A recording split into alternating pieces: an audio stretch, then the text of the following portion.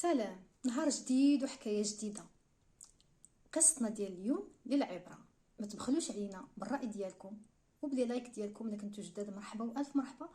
بركوا على ابوني باش توصلوا كل ما هو جديد. كتقول صاحبه القصه ديال اليوم: انا اسمي فدوى. كانت عندي واحد صاحبتي عزيزه عليا بزاف، ديرها بحال اختي. كانت كتكون حدانا، يعني صاحبتي في نفس الوقت بنت جيراننا. كنا كنقراو بجوج. وصلنا للاعدادي، في الاخر الاعدادي تقريبا صافي حبست القرايه ديالها. انا كملت موراها بعامين، حتى انا من بعد داكشي حبست القرايه لان ما كانت عندي العقل نتاع القرايه ولا الراس.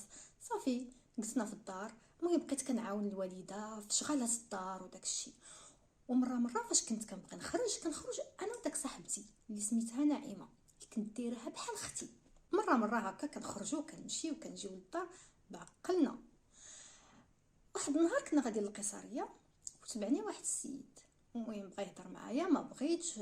مشينا قضينا شغلنا رجعنا، ولينا فوق ما كنخرجوا كنلقاه مورايا.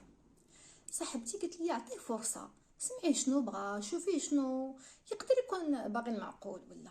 داكشي اللي درت، هضرت معاه. مشينا للقهوه جلسنا.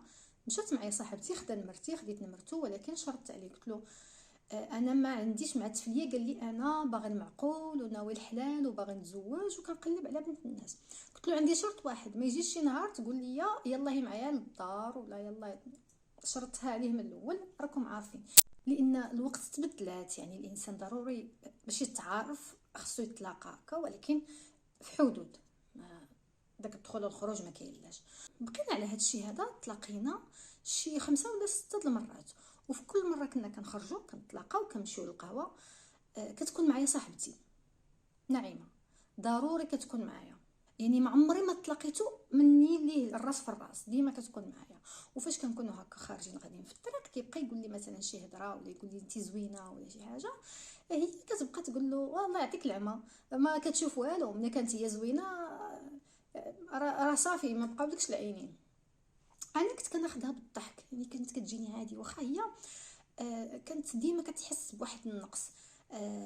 يعني خلقت ربي ما نعيبوش، ولكن كانت عندها يعني مقبوله، ما زويناش، وانا كنت كنكون زوينه عليها.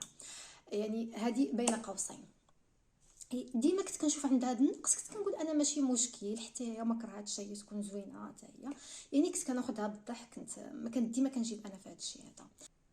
المهم فاش كنا تلاقينا كان قال لي انا باغي المعقول، باغي هادي صافي داكشي باش. المهم شديت معاه الطريق حتى واحد النهار شفتو ما هضر ما حتى شي حاجه، ما عاودش جبد الموضوع، يعني غير كنتلاقاو هكا وصافي.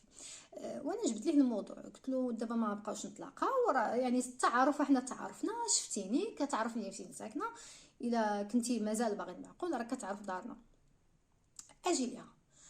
قال لي واخا، وغير كان عطيني واحد شويه ديال الوقت على ما نهضر مع الدار مع العائله باش نقول لهم شنو كاين، باش عاد ان شاء الله يمكن لي تجي نخطبك. دوزنا واحد شويه المهم تلاقينا عاوتاني واحد النهار ويقول لي يلا هي معايا للدار، نوريك حق الفراش والطلامط والصالون. المهم بين قوسين نخرجوا شويه على من القصه. نصيحه البنات، يجي واحد يقول لك يلا تشوفي الدار، تعرفي على الوالده. الوالده هي اللي خصها تجي تعرف عليك، ماشي انت اللي تمشي تعرفي عليها، واخا ما شنو يكون. اما تشوفي الطلامط وتشوفي الردويات وتشوفي السراجه راه قدامت هذه قدامت. المهم يعني غير الا رجعوا للقصه ديالنا.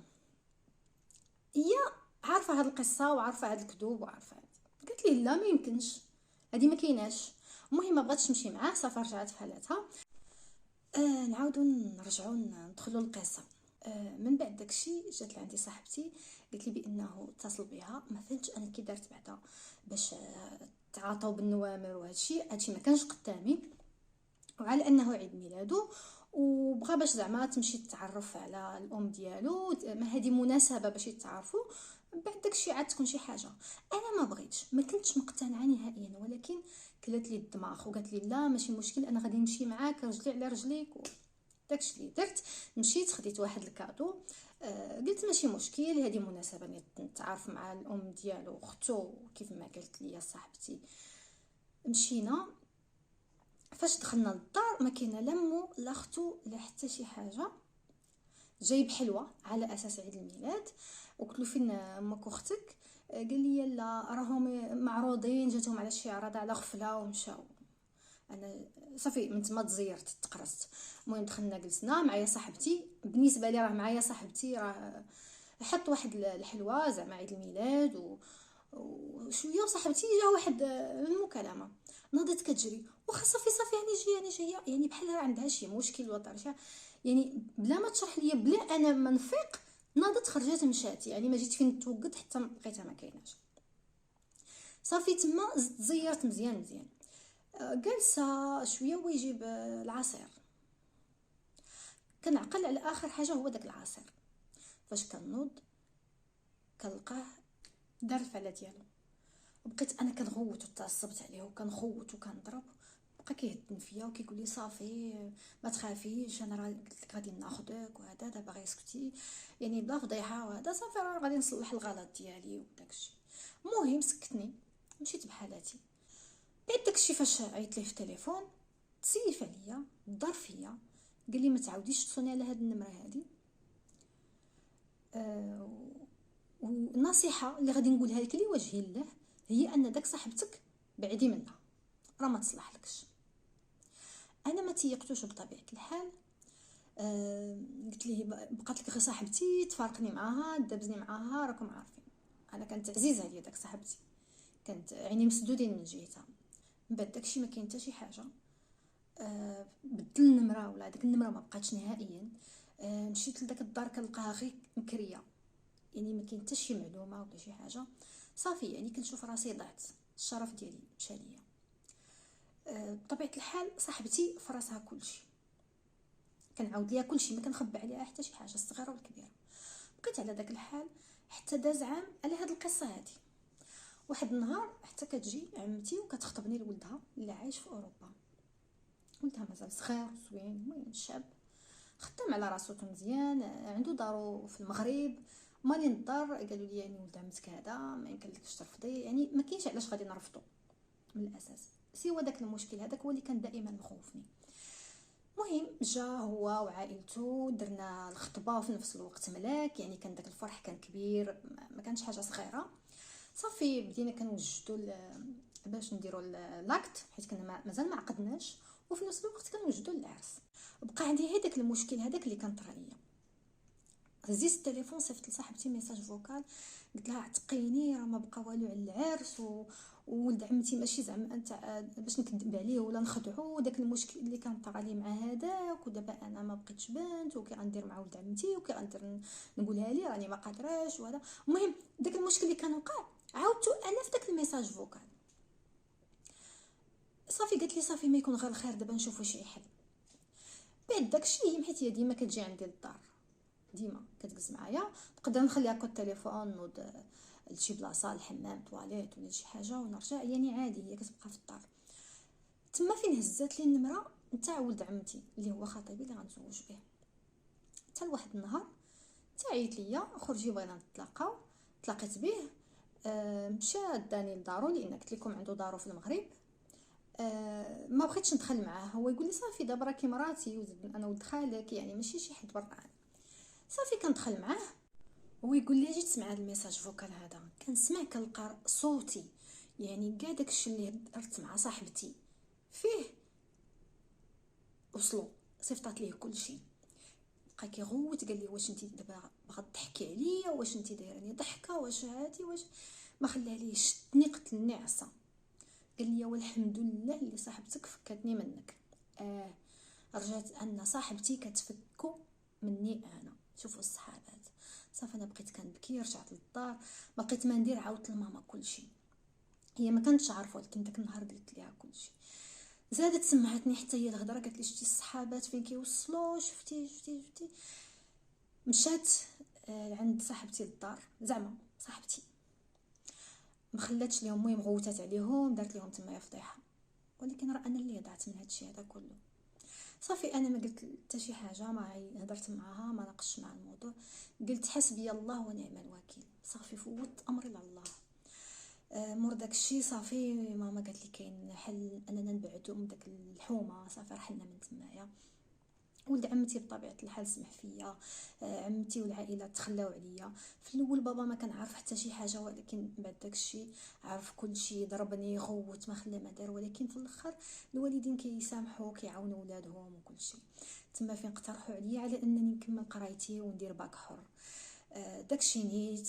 كملت قرايتي وليت درت مور ما خديت الباك، درت واحد المدرسه. دابا الحمد لله صافي توظفت، بلا ما نقول الوظيفه بالضبط شنو.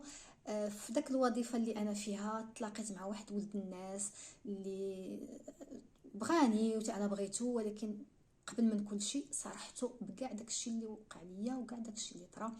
تقبلها بكل، يعني ما كانش عنده المشكل. قال لي اهم حاجه اللي تكون هي الصراحه، داكشي وقع كان في الماضي، دابا اهم حاجه هي انك صارحتيني. المهم تقبل الموضوع، صافي تزوجنا وحاليا عندي معاه 2 الوليدات. ناعمه هذيك الصاحبه المعلومه، حتى كيجيني خبرها انها كانت راكبه في واحد الطوبيس، وداك الطوبيس تيخرج للمدينه، يعني كانت غاديه لشي بلاصه اخرى ودار واحد القصيده. الناس كاملين اللي في داك الطوبيس ما وقع لهم حتى شي حاجه، الا هي اللي جاتها الضربه في رجليها وتقطعات ليها رجليها مشات. يعني شوفوا دعوه المظلوم. انا ما دابس معاها، ما قلت لها حتى شي حاجه. حاجه وحده اللي قلت لها حسبي الله ونعم الوكيل فيك. هادشي اللي كنت كنقول ديما. هاتو والله الظلم صعيب وربي راه ما كينساش. غير حاجه وحده اللي غادي ننصحكم، هو ما كايناش الثقه. ما كاينه لا صاحبتي لا صاحبي لا بنت خالتي، ما كاين حتى شي حاجه. انا من تما ما بقيت كنثيق في حتى شي حد. يعني ماشي ساهل عليا داكشي اللي داز. هذه هي قصتي، كنتمنى انها تكون عبره لكم وتفيدكم في حياتكم. المهم القصه ديالنا وصلت للاخر ديالها، كنتمنى انكم تستافدوا منها وتاخذوا منها عبره. وحتى انا يعني غنهضر على راسي، يعني خرجنا دابا من القصه. نصيحه، ما كاينش شي حاجه سميتها الصحابات. انا كنهضر على راسي، ما عنديش صحابات. انا هكا ان فيهم غير المشاكل والله. ومشي كنقول لكم يعني ما ديروش صحابات ولا، غير هو ما تيقوش. ما غاديش نمنع الناس ما يديروش صحابات ولا ما يتعرفوش، غير هو الثقه ما بقاتش صراحه. داك المساله نتاع نصيفط ميساج فوكال ونهضر على شي حاجه شخصيه ديالي لواحده اخرى، راه ما كاينه، ما بقاتش. ما خصكمش تثيقوا. غادي يجي شي نهار وغيستغلوا داكشي ضدكم. قولوا لي نتوما في التعليق. انا ما عرفتش هاد القصه هذه فعلا للعبره، ولكن واش للعبره من ناحيه هذاك اللي ضحك عليها ودار لها استغلها وضيع لها شرفها، او لا من ناحيه الصحابات صاحبتها اللي هي اللي اتفقت معاه باش وصلتها لداك الشيء. انا كنشوف انهم بجوجهم صدموها بطبيعه الحال. يبان لي كثر هي داك الصاحبه اللي كديرها اكثر من اختها، وفي الاخر شوفوا فين وصلتها. ما تبخلوش عليا بالراي ديالكم في التعاليق، وبدي لايك ديالكم. الا كنتو جداد مرحبا والف مرحبا. خليكم معنا بواحد ابوني، وحتى نتوما يمكن لكم تعاودوا لنا القصص ديالكم، يقدروا يكونوا فيهم عبره للناس اخرين ويستافدوا منهم. ولما بغيتوش تحطوهم في التعاليق يمكن لكم تدخلوا الانستغرام. غنخلي لكم الحساب ديالي اسفل هذا الفيديو هذا، ودخلوا للخاص انستغرام وكتبوا لي. وراه دائما من القصص ديال الاخرين او من الاخطاء ديال الاخرين كنتعلموا. خليتكم هذه الساعه، نتلاقاو مره اخرى ان شاء الله. سلامه.